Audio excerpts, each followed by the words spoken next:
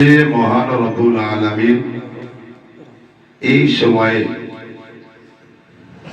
দেশের কোটি কোটি মানুষ, যুবকরা চায়ের দোকানে, নেশার আড্ডায়, গেমের ভিতরে, হাজারো পাপের ভিতরে লিপ্ত আছে। ঠিক সেই মুহূর্তে আল্লাহ পাক রব্বুল আলামিন আপনাকে আমাকে ভালোবেসে মহব্বত করে একটি দ্বীনি মজলিস, শুধু দ্বীনি মজলিস না, এটা তার থেকেও একটি যুবকদের মজলিস। মানুষের পুরো জীবনের একটা হিসাব নেওয়া হবে, তার ভিতরে বিশেষ একটি বিষয় যুবক, যৌবন কাল।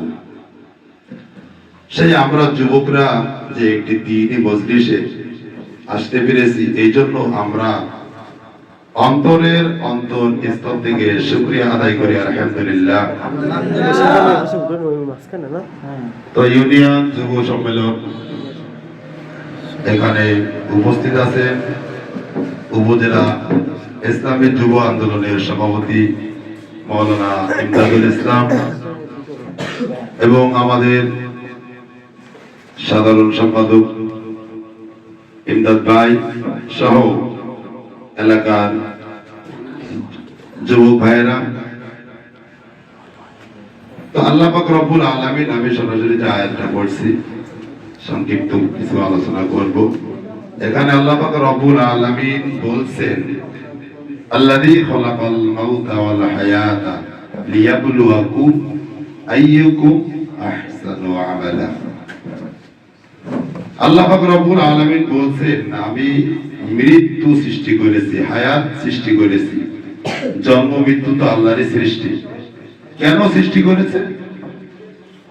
হায়াতা লিয়াবলুয়াকুম আইয়ুকুম আহসানু আমালা, পরীক্ষা করার জন্য, এবং আহসানু আমালা, কে কত ভালো উত্তম আমল, মানে কাজ, দ্বীনি কাজ, ইসলামিক কাজ, নামাজ, রোজা, সার্বিক যত ইসলামিক কাজ আছে, কে কত সুন্দর ভাবে উত্তম রূপে করতে পারে, আদায় করতে পারে, এর জন্য। আর আয়াতে আল্লাহ পাক রব্বুল আলামিন বলতেছেন, ওয়া খালাকতুল জিন্না ওয়াল ইনসা ইল্লা লিয়াবুদুন, মানুষ এবং জিন জাতিকে সৃষ্টি করেছি একমাত্রই আমার দাসত্ব, আমার গোলামি করার জন্য।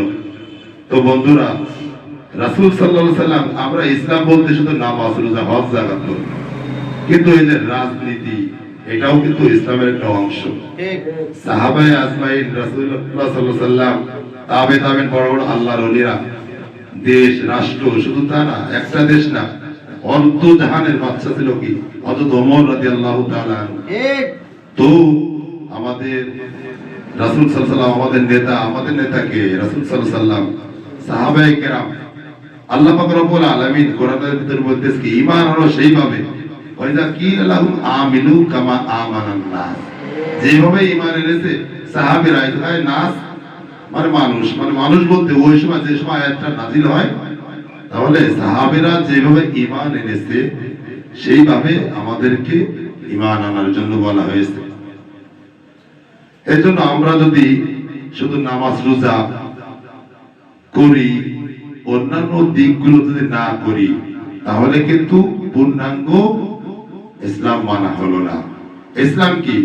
ইন্নাদ দীনা ইনদাল্লাহিল ইসলাম, ইসলাম হচ্ছে কি পরিপূর্ণ, আল্লাহর মনোনীত ধর্ম হচ্ছে ইসলাম, আর ইসলাম পরিপূর্ণ।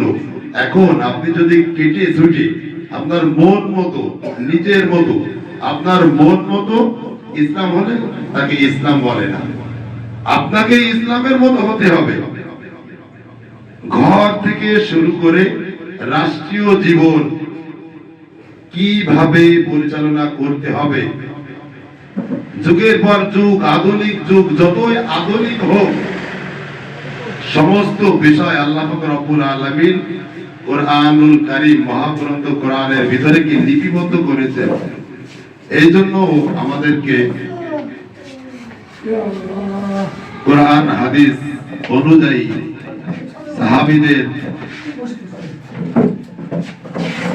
সাহাবীরা যেভাবে জীবন গঠন করেছে, আমাদের সেইভাবে জীবন গঠন করতে হবে।